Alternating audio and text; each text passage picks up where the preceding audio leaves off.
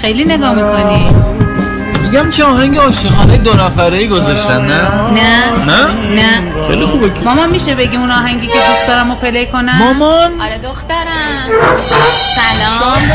سلام. آهنگ مورد علاقت اینه؟ آره هر شب گوشش میکنم. چی شد دختر منو واسه زندگی انتخاب کردی؟ باور کنید من بار اولشونو میبینم. پس بهش در نگاه اول ارتباط داری؟ بابامه. کارت چیه پسرم؟ من توی زودروم کار میکنم. همون رزرو هتل‌های ارزون تو تهران؟ بله. چرا نمیاد پس؟ آخه وارد میشود. النکاح سنتی فمن رغبتی عن سنت با مهریه 2 تن سکه وکیلم.